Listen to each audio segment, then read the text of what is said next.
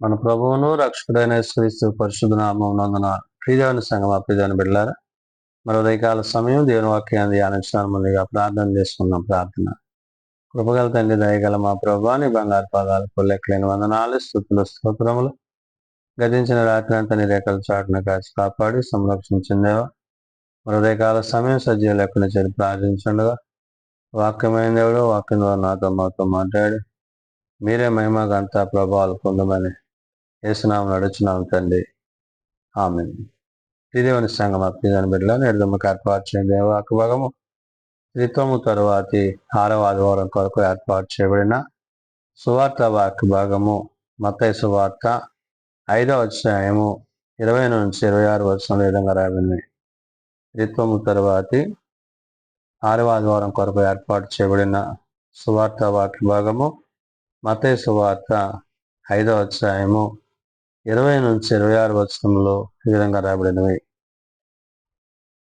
శాస్త్రుల నీతి కంటేనో పరిసయ్యుల నీతి కంటేనో మీ నీతి అధికము కానియెడల వీరు పరలోకములో ప్రవేశింపనేరని మీతో చెప్పుచున్నాను. ప్రియదేవుని సంగమా ప్రియదేవుని బిడ్డలారా, యేసుక్రీస్తు ప్రభువారు పరిచర్య చేయొచ్చు. పరిచర్యలో భాగంగా శాస్త్రుల నీతి కంటే పరిసయ్యుల నీతి కంటే మీ నీతి అధికము కానియెడల అని ప్రభువు చెప్తున్నారు. అంటే మన నీతి దేవుని దృష్టికి, మన నీతి దేవుని రాజ్యానికి నడిపించేదిగా ఉండాలి. అంటే శాస్త్రుల యొక్క నీతి, పరిసయ్యుల యొక్క నీతి అది ఇహ సంబంధమైన వాటి యందే కలిగి ఉన్నది కానీ పరలోక సంబంధమైన వాటి యందు అది నిలిచలేదు అనే విషయాన్ని ప్రభువు గుర్తు చేశారు.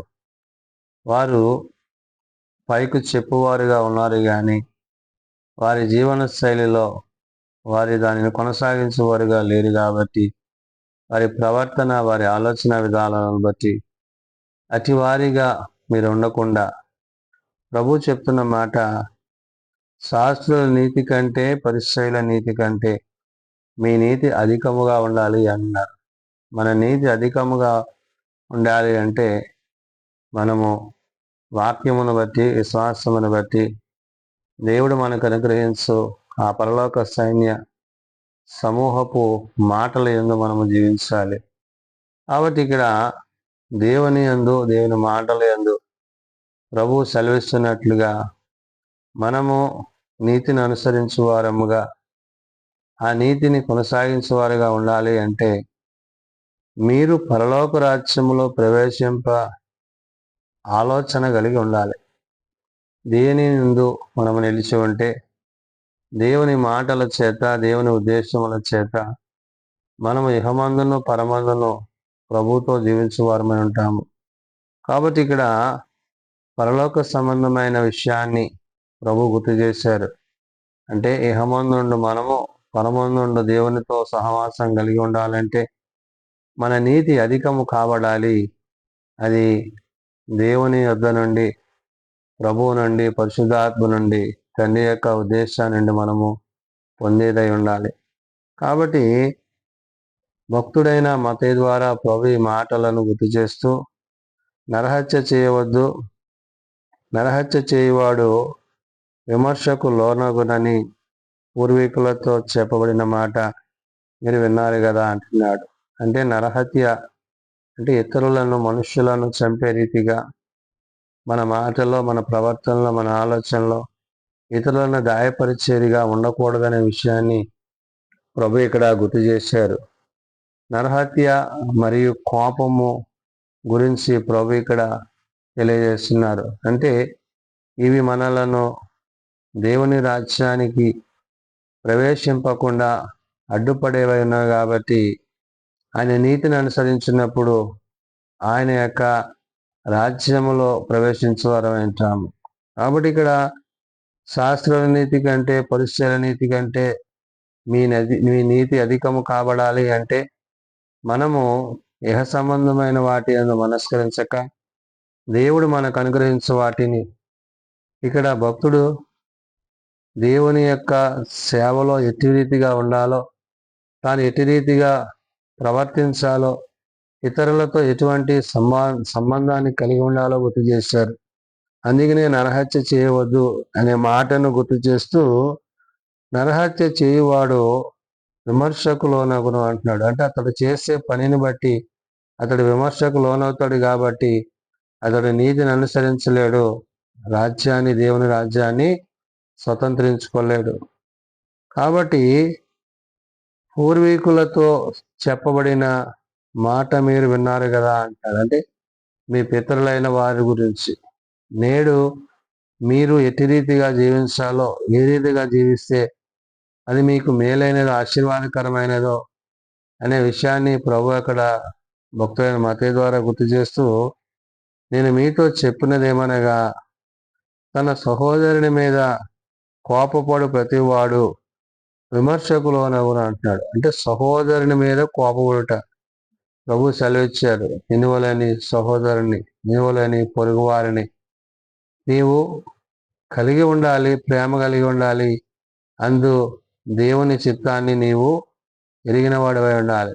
సహోదరుని ప్రేమించలేకపోతే ప్రభువుని ప్రేమించలేమని, సహోదరుని పట్ల ప్రేమ లేకపోతే ఆ పరలోకపు ప్రేమను పొందలేమనే విషయాన్ని ప్రభు ఇక్కడ గుర్తు చేస్తున్నారు. అందుకనే నేను మీతో చెప్పినది ఏమనగా తన సహోదరుని మీద కోపపడు ప్రతివాడు విమర్శకు లోనగును అంటాడు. అంటే కోపము అనేది, పాపం అనేది మనలను దేవుని యొక్క రాజ్యానికి ప్రవేశింప చేయకుండా అడ్డుపడేది, ఆటంకపరిచేది ఉన్నది. కాబట్టి కోపమును విడిచి పాపము చేయక ఆయన నీతిని, సత్యమును అనుసరించే వారిగా మనం ఉండాలి. కాబట్టి ప్రభు చెప్తున్న మాట, తన సహోదరుని మీద కోపపడు ప్రతివాడు విమర్శకు లోనగును అంటూ, తన సహోదరుని చూచి వ్యర్థుడా అని చెప్పువాడు మహాసభకు లోనగును, ద్రోహి అని చెప్పువాడు మరి నరకాగ్నికి లోనగును అంటాడు. అంటే నీ పొరుగువాని పట్ల నీ ప్రవర్తన, నీ ఆలోచన, నీ తలంపులు అవి ఎట్టివై ఉన్నవో ప్రభు అక్కడ గుర్తు చేస్తున్నాడు. అంటే నిన్ను వలె నీ పొరుగువారిని ప్రేమించలేకపోతే నీవు పరలోకాన్ని స్వతంత్రించుకోలేవని, నిన్ను వలె నీ పొరుగువాని పట్ల ప్రేమ లేకపోతే నీవు దేవుని రాజ్యాన్ని ప్రవేశించలేవనే విషయాన్ని ప్రభు అక్కడ గుర్తు చేస్తూ, మరి దేవుని యొక్క సమ్ముఖమందు మనం ఎట్టివారమై ఉండాలో, ఏ విధంగా మనం ఇహమందు జీవిస్తే ఆయన రాజ్యాన్ని స్వతంత్రించుకోగలమో చెప్తూ అంటున్నారు. కావున నీవు బలిపీఠమునొద్ద అర్పణములను అర్పించుచుండగా నీ మీద నీ సహోదరునికి విరోధమైనను కలదని అక్కడ నీవు జ్ఞాపకము వచ్చిన ఎడలా అన్నాడంటే, నీవు దేవుని సన్నిధిలో అర్పణ అర్పించినప్పుడు ఒకవేళ నీ హృదయములో ఏదైనా చేయరానిది నీ సహోదరుని పట్ల నీవు కలిగి ఉంటే గనక దానిని నీవు జ్ఞప్తికి తెచ్చుకున్నప్పుడు అక్కడ అర్పణను విడిచిపెట్టి నువ్వేం చేయాలంటున్నాడు. కావున నీవు బలిపీఠమునొద్ద అర్పణము నర్పించుచుండగా నీ మీద నీ సహోదరునికి విరోధమైనను కలదని అక్కడ నీకు జ్ఞాపకము వచ్చినలా అక్కడ బలిపీఠం ఎదుటని నీ అర్పణములను విడిచిపెట్టి మొదట వెళ్ళి నీ సహోదరునితో సమాధాన పడము, అటు తరువాత వచ్చి నీ అర్పణము నర్పించమని. అంటే నీ పొరుగువారి పట్ల నువ్వు ప్రేమ లేకపోతే, నీ సహోదరుని పట్ల నువ్వు ప్రేమ లేకపోతే, ఇహమందు నీవు జీవించినప్పుడు ప్రేమించలేకపోతే పరమందును ప్రభువు నేను ఏ విధంగా చేరగలవు, ఆయన నీతిని నీవు ఏ విధంగా కొనసాగించగలవు. అందుకనే శాస్త్రుల నీతి కంటేను పరిసయ్యుల నీతి కంటేను అంటున్నారు. అంటే వారు చెప్పేవారిగా ఉన్నవారు కానీ వారు చేసేవారుగా లేరు. ఆ విధంగా మీరు ఉండకూడదనే విషయాన్ని ప్రభు అక్కడ గుర్తు చేశారు. కాబట్టి అక్కడ బలిపీఠం మీద నీ అర్పణములను విడిచిపెట్టి మొదట వెళ్ళి సహోదరునితో సమాధాన పడము, అడు తర్వాత వచ్చి నీ అర్పణమును అర్పించమంటున్నాడు. కాబట్టి నీ హృదయమందు, నీ ప్రవర్తన యందు, నీ ఆలోచన యందు దేవునికి ఇచ్చే అత్యున్నతమైన ప్రాధాన్యతకు మరి ఇహమందు నీకు ఏ విధమైన ఆటంకము, అభ్యంతరము లేనివాడుగా నీవు ఇతరుల పట్ల ప్రేమ కలిగి జీవించాలి. ఆ ప్రేమ నిన్ను ప్రభువుతో, పరిశుద్ధాత్మతో తండ్రితో సదాకాలము జీవింపజేసేదై ఉన్నది. కాబట్టి నీ ప్రతివాదితో నీవును త్రోవలో ఉండగానే త్వరగా వానితో సమాధాన పడము అంటున్నాడు. నీ ప్రతివాది అంటే సమాధానము లేకుండా నీవు జీవించకూడదు. ఇహ సంబంధమైన సమాధానము నిన్ను దేవుని రాజ్యానికి నీతికి నడిపించేదే ఉన్నది. ఇహ సంబంధమైన సమాధానం నువ్వు కలిగి లేకపోతే కనుక పరలోక రాజ్యంలో ప్రవేశించలేవు అనే విషయాన్ని ప్రభు అక్కడ గుర్తు చేశారు. అందుకనే నీ ప్రతివాదితో నీవు త్రోవలో ఉండగానే త్వరగా వానితో సమాధాన పడము. లేని ఎడల ఒకవేళ నీ ప్రతివాది నిన్ను న్యాయాధిపతికి అప్పగించునంటున్నాడు. అంటే నీ యొక్క ప్రవర్తనను బట్టి, నీ ఆలోచనను బట్టి, నీ హృదయంలో ఏదైతే పాపము కలిగి ఉన్నావో దాన్ని బట్టి నీవు ఇహమందు మరి శిక్షింపబడతావు, ఇహమందు నీవు దోషిగా ఉంటావు అనే విషయాన్ని ప్రభువు గుర్తు చేశారు. కాబట్టి న్యాయాధిపతి నిన్ను బంట్రోతులకు అప్పగించును, అంతటి నీవు చెరసాలలో వేయబడదు అంటున్నాడు. అంటే నీవు చేసే పని, నువ్వు చేసే కార్యము, నీవు ఇహమందు చేసే ప్రతి పనిలో నీవు ప్రేమను కలిగి, సంతోషము కలిగి, సమాధానము కలిగి, దేవుని యొక్క ఉద్దేశాల చేత, ఆలోచనల చేత నీవు జీవించినట్లయితే గనక నీ ప్రవర్తన అంతటి మీద ఆయన అధికారాన్ని నీవు ఒప్పింపజేయగలిగితే నీవు పరలోకాన్ని స్వతంత్రించుకోగలవు. అంటే శాస్త్రుల నీతి కంటేను పరిసర నీతి కంటేను మన నీతి అధికము కాబడాలి అంటే ఇహమందు మనము సమాధాన సంబంధమైన సహవాసాన్ని, ప్రేమను మనం కలిగి ఇతరుల పట్ల, సహోదరుల పట్ల క్రీస్తు యొక్క ప్రేమలో మనం ఎట్టివారమై ఉండాలో భక్తుడైన మత్తయి ద్వారా పరిశుద్ధాత్మదేవుడు గుర్తు చేయొచ్చు.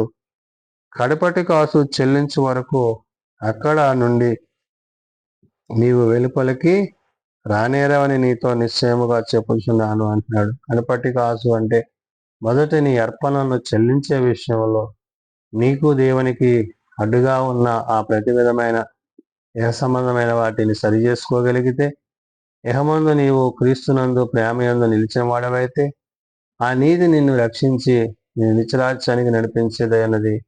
కాబట్టి నిన్ను వల్ల నీ పొరుగు వారిని ప్రేమిస్తూ ఇతరుల పట్ల ప్రేమ కలిగి, సహోదర ప్రేమ కలిగి, సమాధాన సంబంధమైన సువార్తను చేపట్టి ఆయన నీతిని అనుసరించి, ఆయన రాజ్యమును అనుసరించి అందు జీవించే వారిగా మనం ఉండాలని పరిశుద్ధాత్మదేవుడు భక్తుడైన మత్తయి ద్వారా తెలియజేసిన మాటలు. ప్రార్థన చేసుకుందాం.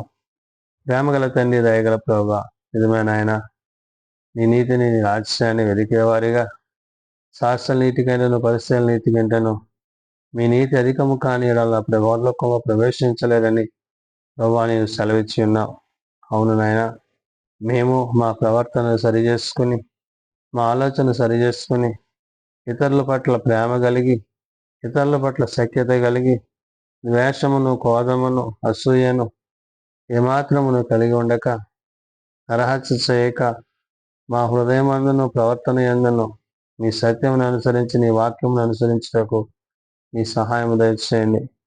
బలహీనలను బలపరచువాడవు, రోగులను స్వస్థపరచువాడవు, ఆయా ప్రార్థన అవసరతలు కలిగిన కుటుంబాలను ప్రత్యేకపరచువాడవు.